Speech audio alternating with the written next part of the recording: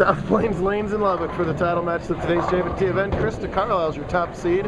She's clean through 4 frames, working on a strike here in the 5th, taking on brand new bowler Mateo Gonzalez.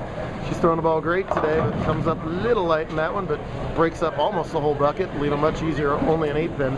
Krysta's got to keep marking. She's got a lot of handicap to make up. She's got to win by 64 pins to win this match. However, if she can spare this here, she'll already be up by 24 through 4, so doing well early on here in this title game. College bowling done a world of good for her.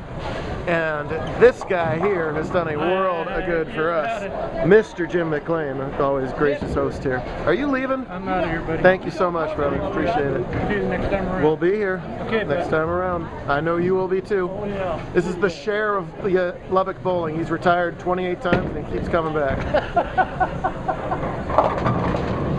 Now, when I say Gonzalez is a brand new bowler, I don't mean to JBT, I mean to bowling. This kid has been bowling for 4 months. He's only got a 89 average. That's going up after today, but still, for all you people out there who think I'm not good enough for JBT, baloney. You don't have to be good. You just got to be improving. I'm not good enough for JBT. This is that one right there. Remember, he's getting 64 pins. I'm not good enough for JBT. Had a thumb injury during practice for the finals. He's got a band-aid on that thumb right now and barely got by the last match. He beat Jay Heffer in the handicap semi. Jay had previously beaten her good friend Taylor Person and Isaac Duran in the previous 2 matches.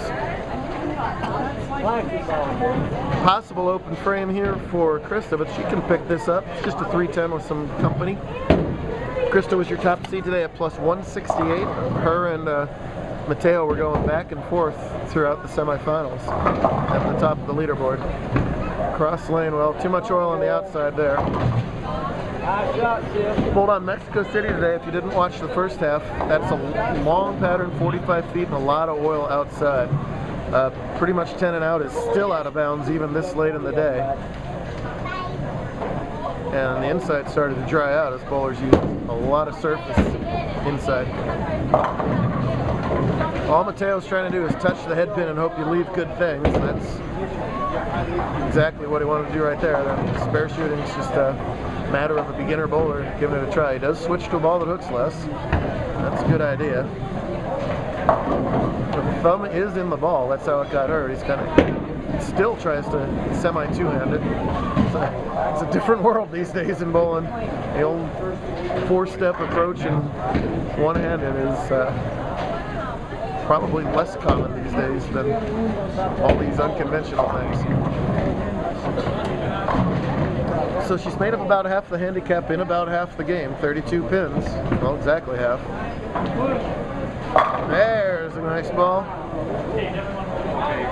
Krysta has 1 career JBT title last season. Love to double that count right here.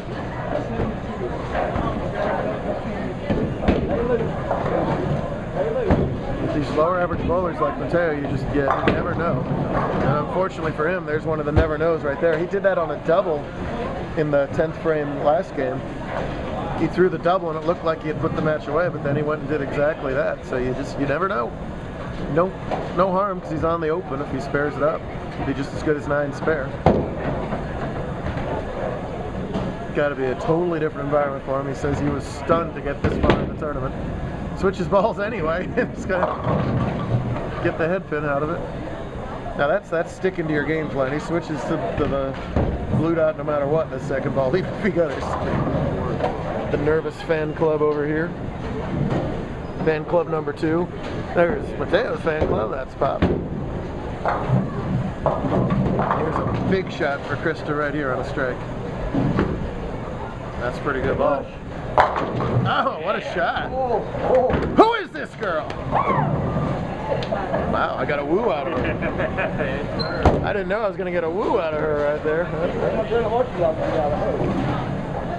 Made up a lot of sticks with that double there in the 7th and 8th. But Gonzalez answers right back with his first strike of the title match. He did this last game too, struck in the 8th and 9th.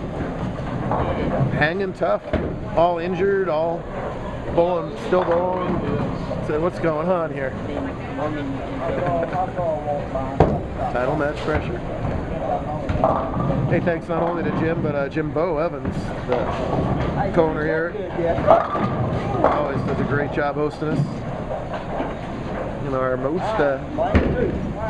eastern stop on tour currently.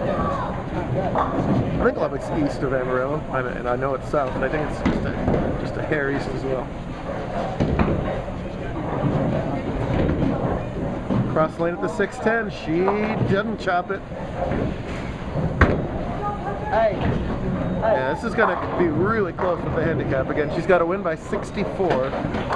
She leads by 52 through 7, and this ball is going to tell a lot of the story right here as Gonzalez is working on a strike. Right on the head pin. Oh man, if he had caught that double there, it would have been huge. As it stands, still a real nice shot after the strike. Can he get this spare? Continue to trail by 52, getting 63 if he can make it, but he's not going to. That's going in the left gutter. So the handicap is just about even at this point. My goodness. 63 to tie, 64 to win.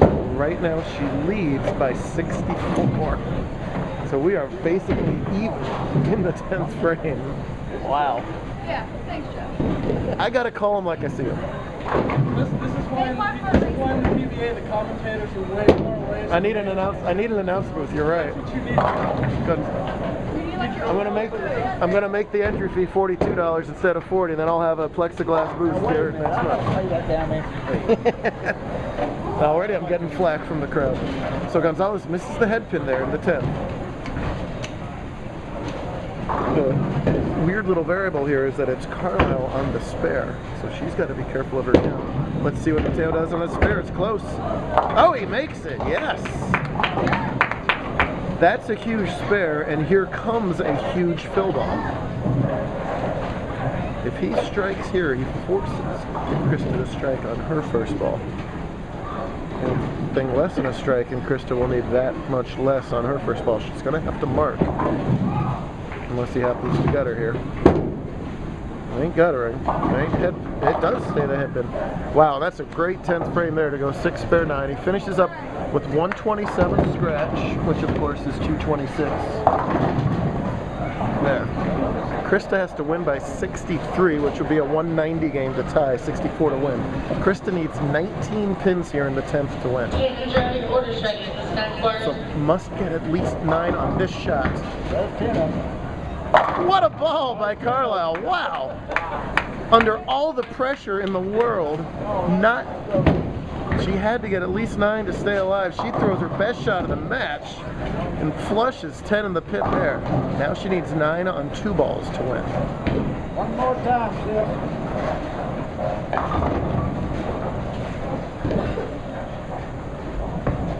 There it is. Bingo. That's the 9. She's a winner. She misses it, she wins by 1. Wow, what a great match between Mateo and Krysta. That handicap was exactly right as it turned out.